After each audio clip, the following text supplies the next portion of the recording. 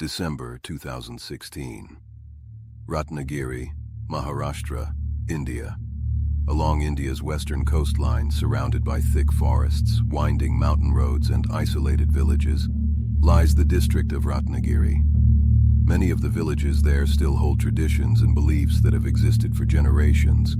Some locals openly speak about spirits, cursed locations, and places people avoid after dark. Most outsiders dismiss those stories as superstition until they experience something themselves. This story begins with a dance troupe from Mumbai, a group of nearly 30 performers, singers, and technicians who traveled across Maharashtra, performing cultural stage shows. The troupe had already completed 2 consecutive performances in different towns and was exhausted from days of non-stop travel. Their final show was scheduled in a small village in Ratnagiri. After that performance, everyone planned to return home to Mumbai. For Priyanka, the organizer of the troupe, it seemed like just another routine event. But before the night was over, one young dancer would become the center of an experience that would leave an entire group searching for answers. And according to everyone involved, it all started with a restroom behind a school. The troupe arrived in the village during the morning hours. The locals provided a place for them to rest before the evening performance. Almost immediately, several members of the group noticed something unusual about the atmosphere. The village felt quiet. Too quiet. Even during the daytime. There was nothing obviously wrong. No strange sights. No unusual sounds. Yet many members later described feeling uncomfortable from the moment they arrived. The locals gave them a simple warning. Don't wander around the village alone. Nobody thought much about it. Small villages often had their own customs and safety concerns. The performers assumed it was simply advice for visitors unfamiliar with the area. As evening approached, the group made their way to the local school where the event would take place. The school stood on elevated ground above the main road. Their bus remained parked below while performers carried costumes, sound equipment, and lighting gear up to the stage area. The setup was simple. A stage in the center, classrooms on one side, a makeup room on the other. Behind the school was complete darkness. When Priyanka looked through a large window in the makeup room, she couldn't see anything beyond it. No lights, no houses, no roads, just darkness. The show itself went perfectly. Music echoed throughout the village. The audience was enthusiastic. For several hours, everything seemed normal. But after midnight, when the performance ended and everyone began packing up, something happened that would change the entire night. 3 women from the troupe went looking for a restroom. Priyanka, a female singer, and one of the youngest dancers in the group, a teenage girl. The area behind the school was poorly lit. An older crew member accompanied them because the darkness was almost impossible to see through. After walking down a small slope behind the building, they spotted a structure that appeared to be a restroom. As they approached it, Priyanka suddenly felt uneasy. She couldn't explain why. A powerful feeling told her not to go closer. The singer beside her admitted she felt exactly the same thing. Neither woman wanted to enter. The teenage dancer laughed. She thought they were being dramatic. Ignoring their concerns, she walked toward the restroom alone. The others waited outside. She stepped through the doorway, closed the door behind her, and seconds later, she screamed. The sound exploded through the darkness, a scream so sudden and terrified that everyone outside froze. Priyanka immediately ran to the door. What happened? There was no response, only silence. Then a weak voice came from inside. I'm okay. A few moments later, the girl emerged. She looked pale, shaken, terrified. When asked what had happened, she refused to explain. She simply wanted to leave, immediately. The group returned to the school. Nobody realized that whatever frightened her inside that restroom might not have stayed there. Back at the school building, dinner was being served.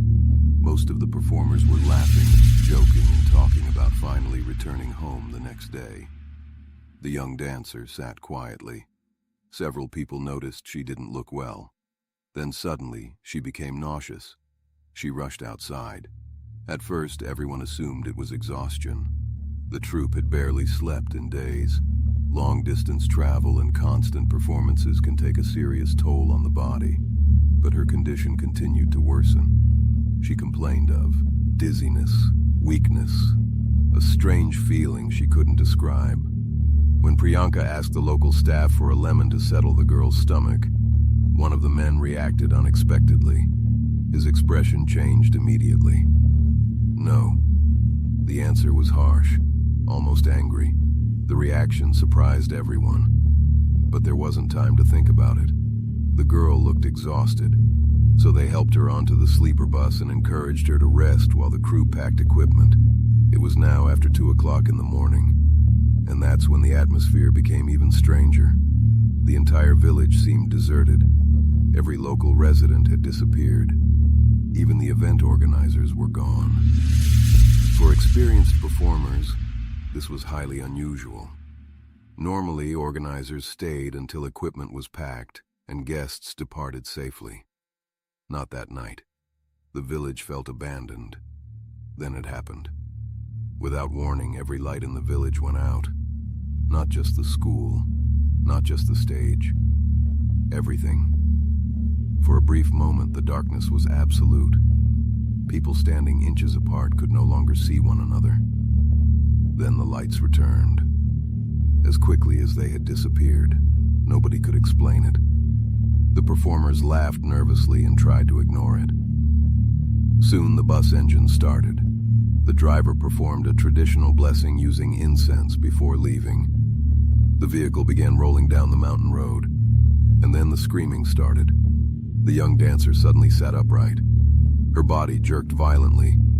Then she began crying uncontrollably. "I want my mommy."